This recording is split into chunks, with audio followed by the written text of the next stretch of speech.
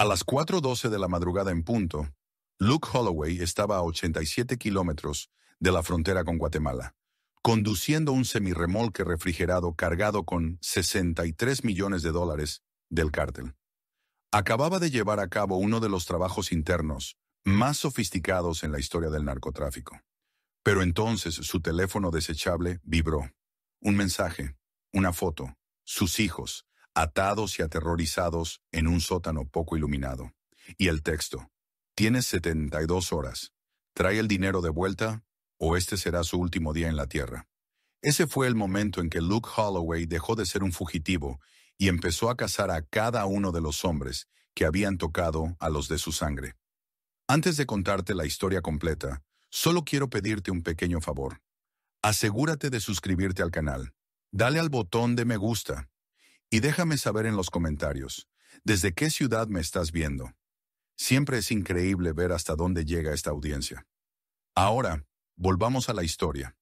3 meses antes, Luke Holloway vivía una doble vida que estaba destruyendo lentamente todo lo que le importaba. De día era el sheriff del condado de Laredo, Texas, un respetado agente de la ley con 23 años de servicio y una reputación de integridad que le había valido 3 elecciones consecutivas. De noche, era un informante a sueldo del cártel de los hermanos Delgo, proporcionando información que les ayudaba a adelantarse a las investigaciones federales.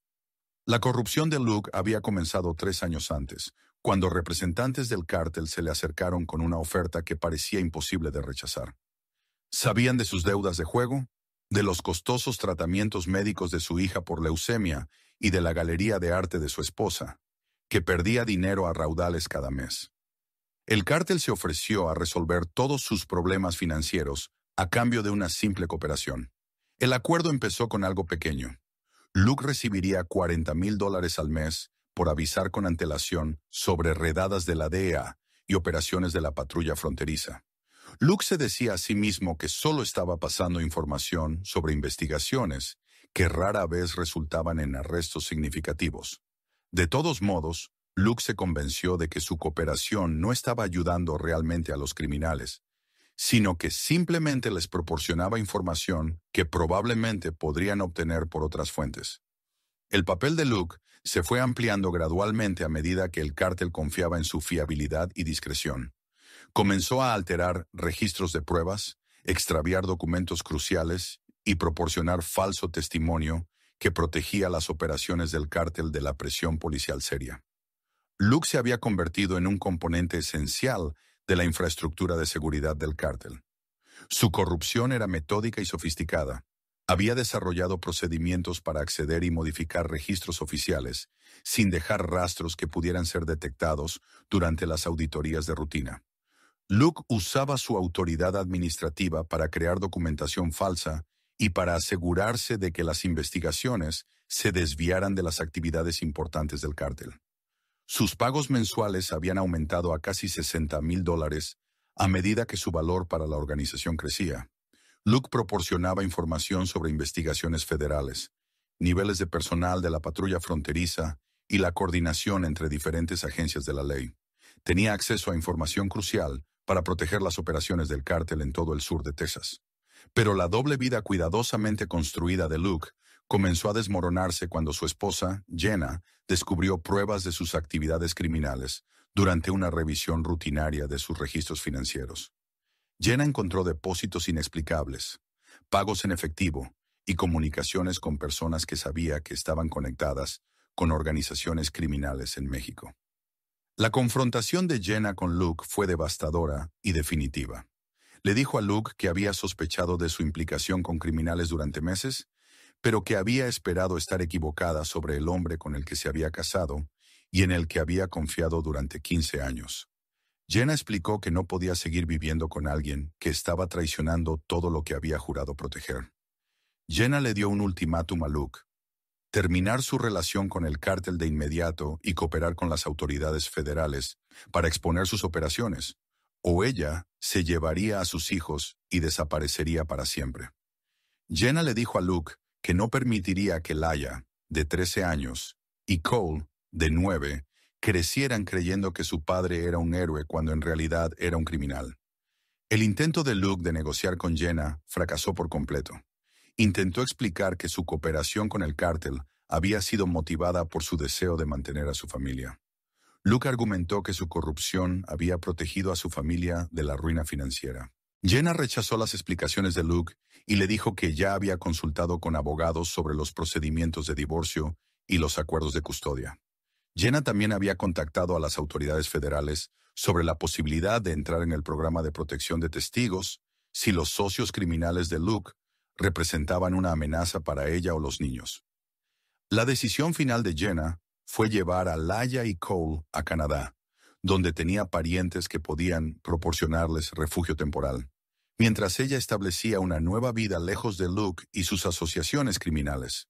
Jenna le dijo a Luke que no permitiría que sus hijos fueran utilizados como moneda de cambio contra él por personas que no tenían restricciones morales en su uso de la violencia. Luke observó impotente cómo Jenna subía a sus hijos a un coche y se alejaba del único hogar que habían conocido. Se dio cuenta de que su corrupción le había costado todo lo que le importaba, mientras le proporcionaba un dinero que ahora no valía nada sin su familia para gastarlo. El aislamiento y la desesperación de Luke lo llevaron a considerar opciones que nunca había contemplado durante sus años como agente de la ley. Luke entendía que el cártel eventualmente lo eliminaría como un riesgo de seguridad una vez que ya no necesitaran sus servicios. También se dio cuenta de que las autoridades federales probablemente descubrirían su corrupción y lo arrestarían por crímenes que resultarían en décadas de prisión. El análisis de Luke sobre su situación lo convenció de que su única opción realista era robar suficiente dinero del cártel para desaparecer. Luke comenzó a planificar lo que se convertiría en uno de los mayores robos de efectivo en la historia del crimen. La posición de Luke Holloway como sheriff del condado de Laredo le había dado un acceso sin precedentes a información sobre las operaciones del cártel, los procedimientos de las fuerzas del orden y las medidas de seguridad que serían cruciales para planificar y ejecutar un robo masivo. Sus 3 años de cooperación con el cártel de los hermanos Delgo le habían proporcionado un conocimiento detallado sobre sus redes de blanqueo de dinero e instalaciones de almacenamiento de efectivo. Luke sabía que el cártel movía enormes cantidades de efectivo a través de operaciones de envío legítimas que utilizaban camiones refrigerados para transportar dinero camuflado como productos agrícolas. Luke había ayudado a proteger estas operaciones proporcionando avisos anticipados sobre los horarios de inspección y asegurando que ciertos vehículos recibieran un escrutinio mínimo por parte de los agentes de la patrulla fronteriza.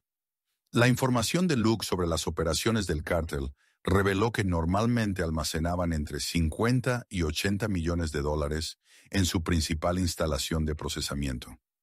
Esta instalación servía como un lugar de almacenamiento temporal donde el dinero de las ventas de drogas de todo Estados Unidos se consolidaba antes de ser transferido a redes bancarias mexicanas que blanquearían los fondos a través de operaciones comerciales legítimas.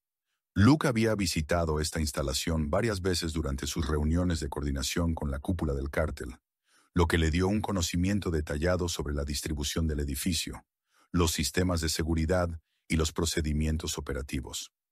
Luke conocía las áreas de almacenamiento refrigerado, donde se guardaba el efectivo, las rotaciones de guardias que protegían la instalación y los horarios de transporte que movían el dinero a sus destinos finales. El plan de Luke se centraba en interceptar un importante envío de efectivo durante la fase de transporte, cuando el dinero sería más vulnerable al robo. Luke identificó una ruta específica que los camiones del cártel usaban para transportar dinero desde la instalación de almacenamiento hasta los puntos de distribución en todo México. Calculó que podría interceptar dicho envío sin ser detectado si tenía suficiente aviso previo sobre el momento. El acceso de Luke a las comunicaciones de las fuerzas del orden le permitió monitorear las investigaciones federales y asegurarse de que su robo no coincidiera con ninguna operación oficial que pudiera complicar su escape. Podía rastrear las actividades de vigilancia de la DEA, los patrones de despliegue de la patrulla fronteriza y los esfuerzos de coordinación entre agencias que pudieran interferir con sus planes. El activo más valioso de Luke era su relación con Miguel Santos, el coordinador de transporte del cártel, quien era responsable de programar y enrutar los envíos de efectivo. Miguel confiaba completamente en Luke y compartía regularmente información sobre las próximas operaciones, porque creía que la posición de Luke en las fuerzas del orden lo convertía en una fuente ideal de inteligencia de seguridad.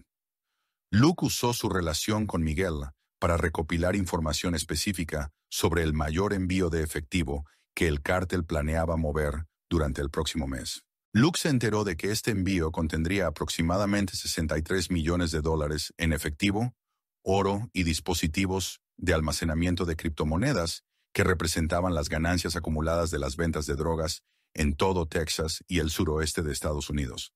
El plan de Luke requería que creara una explicación plausible para su presencia a lo largo de la ruta de transporte en el momento exacto en que el envío de efectivo sería vulnerable a la intercepción. La solución de Luke fue organizar una operación policial falsa que proporcionaría cobertura para sus actividades criminales. Una operación que aseguraría que ningún oficial legítimo interfiriera con su robo. Luke usó su autoridad administrativa para crear documentación falsa sobre una operación conjunta entre agencias locales y federales que requeriría que realizara vigilancia a lo largo de rutas de autopistas específicas. La operación falsa de Luke era lo suficientemente sofisticada como para pasar un escrutinio casual, mientras le proporcionaba una justificación oficial para estar en el lugar correcto en el momento adecuado. Luke también necesitaba neutralizar al equipo de seguridad que protegería el envío de efectivo sin causar una violencia innecesaria que pudiera desencadenar una investigación intensiva por parte de las agencias de la ley. La solución de Luke fue reclutar a los propios guardias, ofreciéndoles más dinero del que ganaban con el cártel a cambio de su cooperación en su robo. El reclutamiento del equipo de seguridad por parte de Luke se vio facilitado por su conocimiento de sus situaciones financieras personales y su creciente insatisfacción con las condiciones de trabajo dentro de la organización del cártel. Luke ofreció a cada guardia suficiente dinero para reubicarse permanentemente en lugares donde estarían a salvo de las represalias del cártel, al tiempo que les proporcionaba recursos para iniciar negocios legítimos. La planificación de Luke también incluía procedimientos detallados para mover y ocultar 63 millones de dólares en activos robados, evitando ser detectado tanto por las fuerzas del orden como por los investigadores del cártel. Luke había estudiado técnicas de blanqueo de dinero y regulaciones bancarias internacionales para desarrollar métodos para convertir el efectivo robado. Luke había preparado documentos de identificación falsos, establecido canales de comunicación seguros e identificado recursos de transporte que le permitirían desaparecer por completo si sus actividades criminales eran expuestas. El robo de 63 millones de dólares comenzó exactamente a las 11:47 p.m. de una noche de martes sin luna, cuando Luke Holloway activó la falsa operación policial que proporcionaría cobertura para el crimen más audaz de su carrera. Sus comunicaciones de radio oficiales indicaban que estaba realizando vigilancia relacionada con una investigación federal conjunta. Esto le daba una justificación legítima para estar solo en una carretera remota a 64 kilómetros al sur de Laredo. Luke se había posicionado en un lugar predeterminado donde Miguel Santos le había dicho que pasaría el envío de efectivo durante su viaje desde la instalación de almacenamiento hasta los puntos de distribución en el centro de México. El momento elegido por Luke fue perfecto porque el camión refrigerado que transportaba los 63 millones de dólares llegó exactamente cuando Miguel lo había predicho. Luke activó sus luces de emergencia y detuvo el camión usando su autoridad como sheriff del condado. El conductor y los guardias de seguridad reconocieron a Luke de inmediato porque habían trabajado con él en operaciones anteriores. Y no tenían razón para sospechar que esta parada de tráfico era algo más que un control de seguridad rutinario. Luke explicó que había recibido información sobre agentes federales que realizaban vigilancia a lo largo de esta ruta y que necesitaba inspeccionar el camión para asegurarse de que solo contenía carga legítima. La explicación de Luke era completamente plausible porque los guardias sabían que él proporcionaba regularmente avisos anticipados sobre actividades de las fuerzas del orden que pudieran amenazar las operaciones del cártel. La inspección del camión por parte de Luke reveló exactamente lo que esperaba, basándose en la información de Miguel. El remolque refrigerado contenía docenas de contenedores sellados que parecían contener productos cárnicos congelados, pero que en realidad contenían efectivo, lingotes de oro y dispositivos de almacenamiento electrónico. Luke les dijo a los guardias que necesitaba examinar la carga más a fondo en un lugar seguro, donde no fueran observados por los equipos de vigilancia federal que pudieran estar monitoreando la carretera. Luke le indicó al conductor que lo siguiera a una parada de camiones abandonada que Luke había preparado para la fase final de su operación. En la parada de camiones, Luke implementó el plan que había pasado meses desarrollando con la cooperación del equipo de seguridad que se suponía que debía proteger los activos del cártel. Los guardias ayudaron a Luke a transferir la carga genuina a su propio camión refrigerado, mientras cargaban el vehículo original con contenedores llenos de arena y bloques de hormigón que mantendrían la distribución de peso correcta. La operación de transferencia de carga tardó exactamente 43 minutos en completarse. La preparación de Luke había sido tan minuciosa que cada contenedor fue reemplazado por un señuelo que pasaría una inspección casual, ocultando el hecho de que se habían robado millones de dólares en dinero del cártel. Luke incluso había preparado sellos y etiquetas de envío de reemplazo que harían que la carga señuelo pareciera auténtica. Su carga robada incluía aproximadamente 38 millones de dólares, en efectivo empaquetado para transporte internacional, 12 millones de dólares en lingotes de oro marcados con símbolos del cártel y dispositivos de almacenamiento electrónico que contenían activos de criptomonedas por valor de otros 13 millones. Luke había interceptado con éxito uno de los mayores envíos únicos de ganancias criminales en la historia del crimen organizado. A los guardias que habían ayudado a Luke se les pagó la compensación prometida y se les dieron instrucciones detalladas para llegar a refugios seguros donde pudieran desaparecer permanentemente.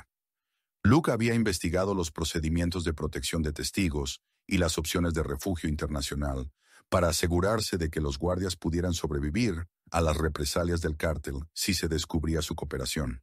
El plan original de Luke requería que condujera el dinero robado a un aeródromo privado donde había organizado el transporte a un país que no tenía tratados de extradición. Luke había preparado documentos de identificación falsos y había establecido cuentas financieras que le permitirían acceder a sus activos robados desde cualquier parte del mundo. Luke conducía hacia la frontera de Guatemala cuando su teléfono desechable recibió el mensaje que transformaría su brillante robo en una desesperada misión de rescate. La fotografía de sus hijos atados y aterrorizados en un sótano hizo que Luke se diera cuenta de que el cártel había anticipado su traición y había tomado medidas para asegurar su cooperación, incluso después de que él hubiera dejado de trabajar para ellos. La reacción inmediata de Luke fue de rabia, seguida por el cálculo frío que lo había hecho exitoso durante 23 años en las fuerzas del orden. Luke entendió que el cártel probablemente había estado monitoreando a su familia desde la partida de Jenna y había estado preparado para usar a sus hijos como palanca si Luke alguna vez intentaba traicionar a la organización. Luke también se dio cuenta de que el ultimátum del cártel probablemente no era sincero y que probablemente matarían a sus hijos independientemente de si devolvía el dinero robado. Su experiencia policial le había enseñado que las organizaciones criminales suelen eliminar los riesgos de seguridad, incluso cuando se cumplen sus demandas. Y Luke entendió que él y su familia ahora representaban amenazas inaceptables para las operaciones del cártel. La decisión de Luke de abandonar su plan de escape y regresar para buscar a sus hijos fue motivada por su comprensión de que cumplir con las demandas del cártel probablemente no salvaría la vida de su familia. Luke se dio cuenta de que su única opción realista era usar sus recursos robados para financiar una guerra privada. El secuestro de Laia y Cole Holloway había sido planeado con la misma precisión profesional que caracterizaba todas las operaciones del cártel de los hermanos Delgo. La organización había estado monitoreando a Jenna Holloway y sus hijos desde que llegaron a Canadá 3 meses antes, esperando el momento óptimo para adquirir una ventaja que pudiera usarse contra Luke si alguna vez intentaba traicionar a sus empleadores criminales. La vigilancia del cártel sobre la familia Holloway había revelado sus rutinas diarias, arreglos de seguridad y las vulnerabilidades específicas. El cártel sabía que Jenna había contratado a un consultor de seguridad privado para proteger a sus hijos, pero también sabían que esta protección era mínima y podía ser fácilmente superada por criminales profesionales. El secuestro tuvo lugar un martes por la tarde cuando Laya y Cole visitaban el Riverfront Park en Ottawa con su escolta de seguridad, David Chen. David era un oficial de policía retirado que había sido contratado a través de una empresa de seguridad legítima y no tenía idea de que sus clientes estaban siendo acechados por criminales internacionales.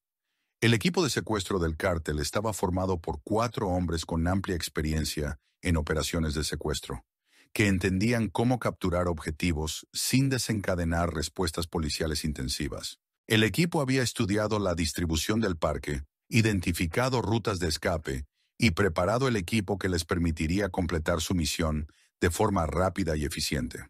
El secuestro comenzó cuando 2 miembros del equipo se acercaron a David Chen desde diferentes direcciones mientras él supervisaba a los niños cerca del área de juegos del parque. Los atacantes usaron armas no letales para incapacitar a David sin causar lesiones que requirieran atención médica inmediata o generaran un interés policial excesivo en el incidente. Laya y Cole fueron secuestrados durante el breve lapso en que David estaba inconsciente e incapaz de protegerlos. Los niños fueron trasladados a una furgoneta que esperaba en el estacionamiento del parque y transportados a un lugar seguro donde podrían ser retenidos hasta que Luke cumpliera con las demandas del cártel o hasta que ya no fueran útiles como rehenes. El secuestro fue diseñado para parecer un crimen aleatorio en lugar de una operación dirigida contra individuos específicos.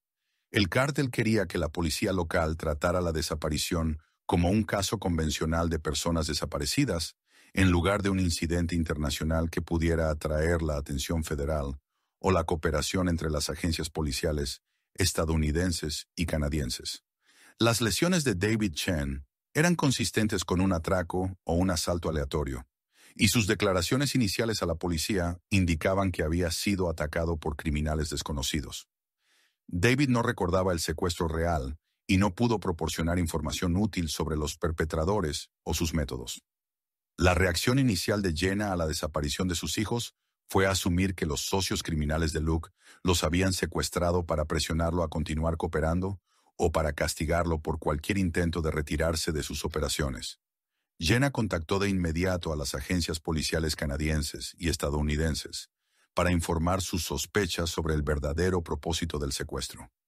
Pero los intentos de Jenna de interesar a las fuerzas del orden en investigar la conexión con el cártel no tuvieron éxito, porque no tenía pruebas concretas que vincularan la desaparición con actividades del crimen organizado. La policía canadiense trató el caso como un secuestro convencional y centró su investigación en criminales locales, que podrían haber apuntado a familias estadounidenses adineradas con fines de rescate. La comunicación del cártel con Luke fue diseñada para proporcionar una prueba inequívoca de que habían secuestrado a sus hijos, evitando al mismo tiempo cualquier declaración que pudiera ser utilizada como prueba en procedimientos legales. La fotografía que Luke recibió mostraba a sus hijos en un sótano que no podía ser identificado, y el mensaje que la acompañaba no contenía amenazas específicas que constituyeran violaciones criminales procesables. El entrenamiento policial de Luke le permitió analizar la fotografía en busca de pistas sobre la ubicación y el estado de sus hijos. Luke pudo ver que Laya y Cole parecían no tener heridas, pero estaban obviamente aterrorizados y probablemente habían recibido un mínimo de comida y agua. Luke también notó detalles sobre la construcción del sótano que podrían ayudar a identificar el edificio donde estaban retenidos. La respuesta inmediata de Luke fue intentar negociar con el cártel a través de los canales de comunicación que había utilizado durante sus 3 años de cooperación. Luke intentó contactar a Miguel Santos y a otros representantes del cártel para discutir los términos de la liberación de sus hijos, pero ninguno de sus contactos habituales respondió a sus mensajes. Luke se dio cuenta de que el cártel probablemente había decidido eliminarlo como un riesgo de seguridad, independientemente de si devolvía el dinero robado. Su conocimiento de sus operaciones y sus conexiones policiales lo hacían demasiado peligroso para permitirle sobrevivir, y el secuestro de sus hijos probablemente fue diseñado para asegurar su cooperación durante la fase final de su plan para matarlo. La decisión de Luke de abandonar su plan de escape en busca de sus hijos se basó en su comprensión de que cumplir con las demandas del cártel no garantizaría su seguridad.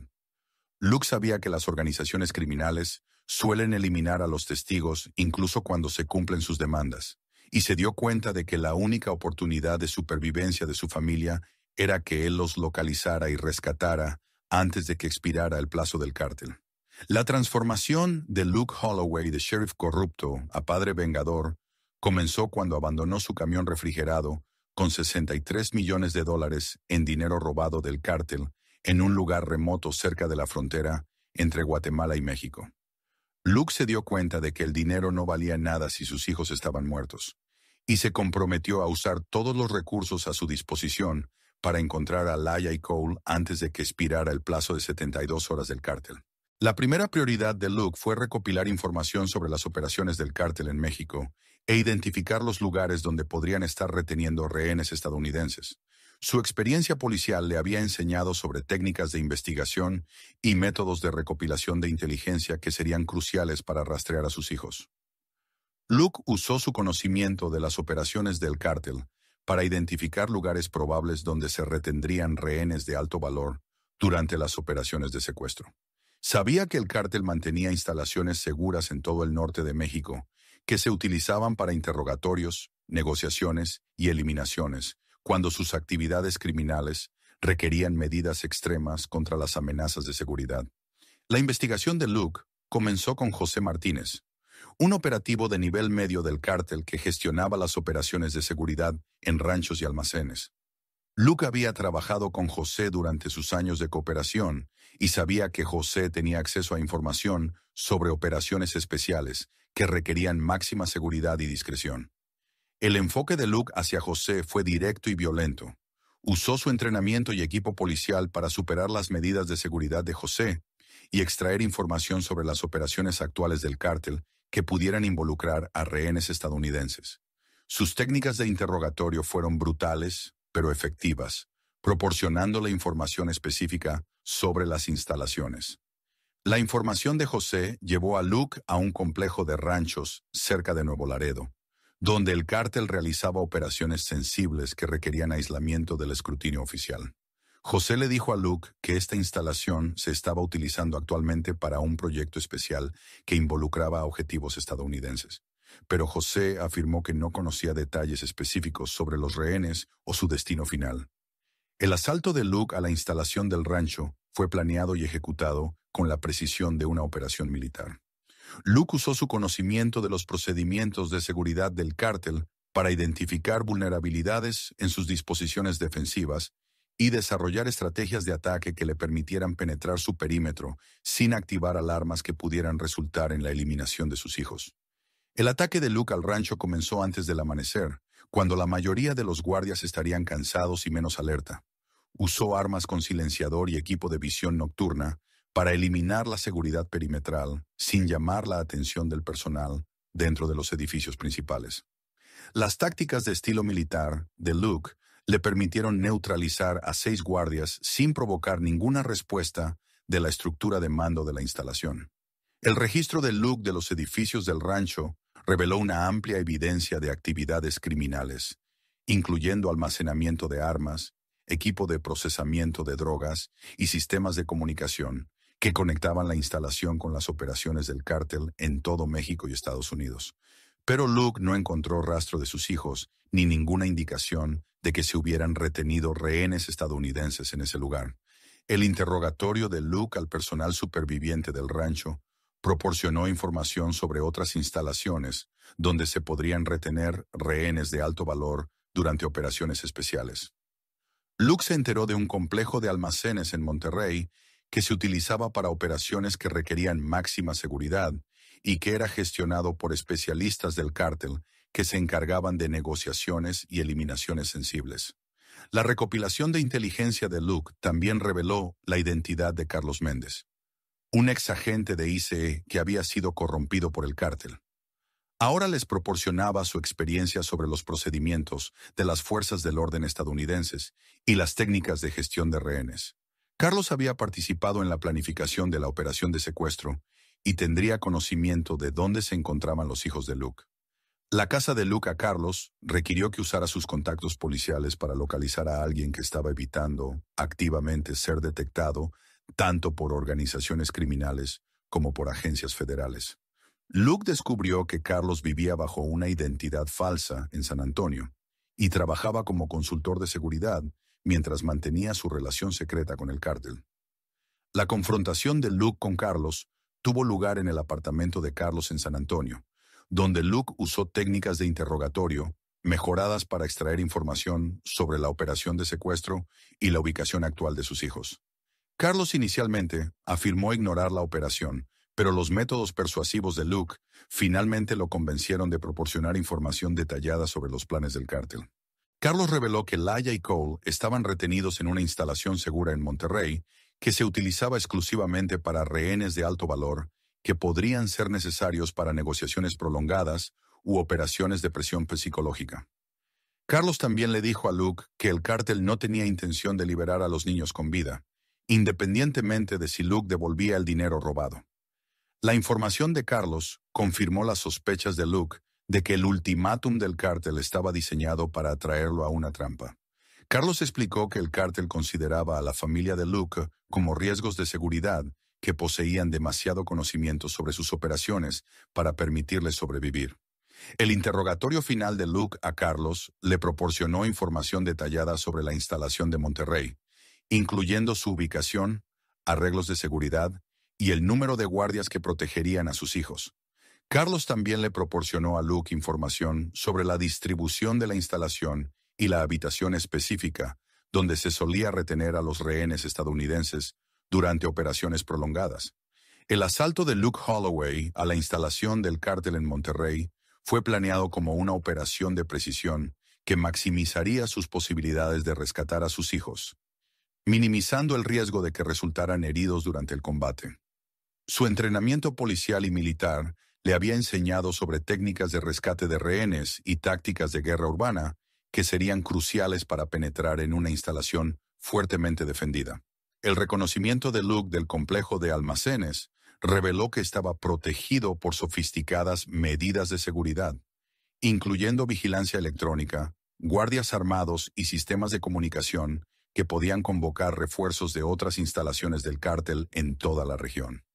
Luke se dio cuenta de que solo tendría minutos para completar su misión antes de que llegaran fuerzas enemigas abrumadoras. El plan de ataque de Luke se centró en crear múltiples distracciones que confundirían a los defensores de la instalación, permitiéndole acercarse al edificio donde estaban sus hijos. Luke usó dispositivos explosivos improvisados y ataques incendiarios para crear un caos que alejaría a los guardias de las áreas críticas, mientras le proporcionaba cobertura para su infiltración en la instalación principal. La entrada de Luke al complejo de almacenes se logró a través de una entrada de servicio que había sido identificada durante sus actividades de reconocimiento. Luke usó su conocimiento de la distribución de edificios comerciales para navegar por la instalación sin ser detectado por los guardias que respondían a los ataques de distracción que había creado. La búsqueda de sus hijos requirió que despejara sistemáticamente varias habitaciones, mientras evitaba ser detectado por los guardias que patrullaban la instalación en respuesta a la emergencia en curso. Luke usó armas con silenciador y técnicas no letales siempre que fue posible para evitar hacer ruido que pudiera alertar a otros defensores de su presencia. El descubrimiento de Laya y Cole en un almacén del sótano fue tanto un alivio como un horror. Sus hijos estaban vivos, pero mostraban claros signos de trauma psicológico por su cautiverio. Luke pudo ver que les habían proporcionado un mínimo de comida y agua, y los habían mantenido en condiciones diseñadas para quebrar su espíritu y hacerlos dóciles. El reencuentro de Luke con sus hijos fue breve, porque entendió que los refuerzos del cártel llegarían en minutos, y que su única oportunidad de supervivencia era la evacuación inmediata de la instalación. Luke había preparado suministros de emergencia y transporte que les permitirían llegar a un lugar seguro antes de que el cártel pudiera organizar una persecución efectiva. La extracción de Luke del complejo de almacenes requirió que se abriera paso a través de los guardias que intentaban impedir su escape. Su experiencia en combate le permitió superar a múltiples defensores mientras protegía a sus hijos de la violencia que rodeaba su operación de rescate. El vehículo de escape de Luke era una camioneta pick-up modificada que había preparado con blindaje y suministros médicos de emergencia, que podrían ser necesarios si sus hijos hubieran resultado heridos durante su cautiverio. Las habilidades de conducción de Luke y su conocimiento del trazado de las calles de Monterrey le permitieron evadir los vehículos de persecución mientras llegaba a un piso franco que había preparado para situaciones de emergencia. El piso franco de Luke era un pequeño apartamento donde podía proporcionar a sus hijos atención médica inmediata mientras planeaba su evacuación de México. Había preparado este lugar con suministros que les permitirían sobrevivir durante varios días, mientras organizaba un transporte que los llevaría fuera del alcance de las represalias del cártel. El examen de Luke a sus hijos reveló que no habían sufrido daños físicos durante su cautiverio, pero sí un grave trauma psicológico que requeriría tratamiento profesional. Laia y Cole inicialmente no podían hablar coherentemente sobre sus experiencias y mostraban claros signos del terror que habían soportado durante su encarcelamiento. La prioridad de Luke era proporcionar a sus hijos apoyo psicológico inmediato, mientras planeaba su escape de México a un lugar donde pudieran recibir atención médica adecuada y protección contra nuevos ataques del cártel. Luke entendía que su familia nunca estaría a salvo mientras el cártel de los hermanos Delgo continuara operando. La comunicación de Luke con sus hijos durante sus primeras horas de libertad fue limitada porque todavía estaban procesando el trauma de su secuestro y rescate.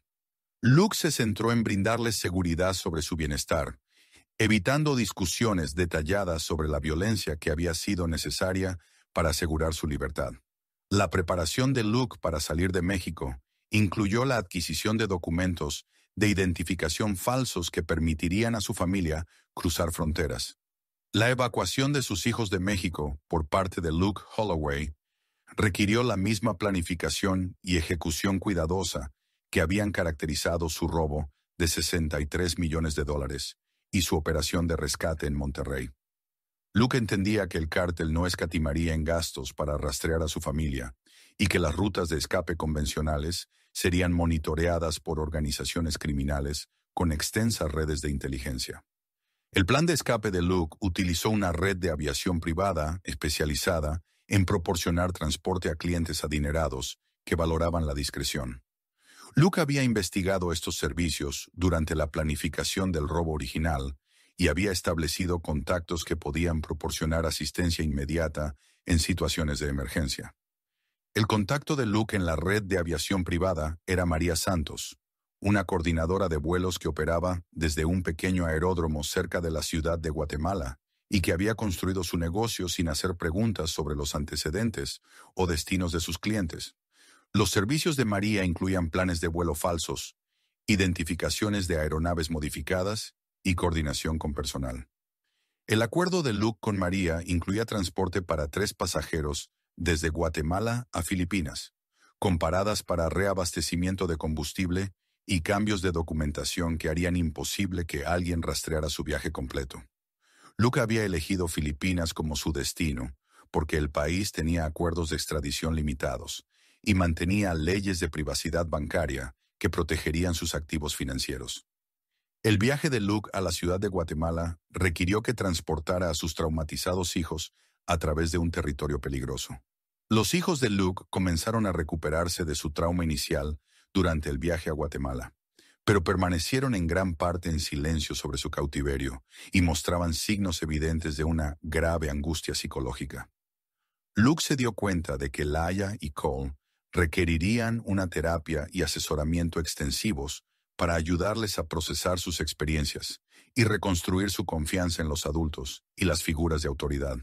El reencuentro de Luke con sus hijos se complicó por la conciencia de que sus actividades criminales habían sido directamente responsables de su secuestro y sufrimiento. Laia y Cole entendían que el robo de dinero del cártel por parte de su padre los había convertido en objetivos de represalias, y luchaban por reconciliar su amor por Luke con su rabia por las consecuencias de sus decisiones. El intento de Luke de explicar sus acciones a sus hijos fue doloroso y en gran medida infructuoso. Intentó ayudarles a entender que su robo había sido motivado por su deseo de proporcionarles una vida mejor, lejos de la violencia y la corrupción que habían consumido su carrera. Pero Laia y Cole estaban demasiado traumatizados. La llegada de Luke a Filipinas marcó el comienzo de una nueva fase en sus vidas como una familia escondida. Luke había preparado recursos financieros y documentación que les permitirían establecer un estilo de vida cómodo mientras permanecían invisibles, tanto para las agencias de la ley como para las organizaciones criminales que pudieran estar buscándolos. La elección de Cebú como su residencia permanente se basó en la gran comunidad de expatriados de la ciudad, la mínima presencia policial y las instituciones bancarias que podían proporcionar servicios financieros. Luke había investigado el lugar extensamente y había determinado que ofrecía la mejor combinación de seguridad y oportunidades de estilo de vida para su familia. El establecimiento de su nueva vida en Filipinas incluyó la compra de una casa modesta, la inscripción de sus hijos en escuelas internacionales y la creación de operaciones comerciales legítimas que proporcionarían una tapadera para su presencia en el país. La planificación de Luke había sido tan minuciosa que podían vivir cómodamente de los intereses de sus activos robados sin acceder nunca a los importes principales. La relación de Luke con sus hijos comenzó a mejorar lentamente a medida que se adaptaban a su nuevo entorno y comenzaban a entender que su padre había arriesgado todo para rescatarlos de sus captores. Laia y Cole llegaron a apreciar gradualmente que las actividades criminales de Luke habían sido motivadas por el amor más que por la codicia. Aunque las consecuencias habían sido devastadoras para su familia, los hijos de Luke finalmente encontraron formas de procesar sus experiencias y construir nuevas relaciones con su padre. La recuperación de la familia fue lenta y difícil, pero finalmente establecieron una nueva base de confianza que reconocía tanto los fracasos de Luke como su compromiso final con su seguridad y felicidad. La última conversación de Luke con sus hijos sobre sus experiencias tuvo lugar 6 meses después de su llegada a Filipinas, cuando Laia le dijo: «Eres un monstruo, papá, pero eres nuestro monstruo». Este reconocimiento representó un punto de inflexión en su relación y marcó el comienzo de su verdadera sanación como una familia que había sobrevivido a un trauma inimaginable. Si te ha gustado esta historia, asegúrate de darle me gusta al vídeo, suscribirte al canal y activar las notificaciones para no perderte la próxima.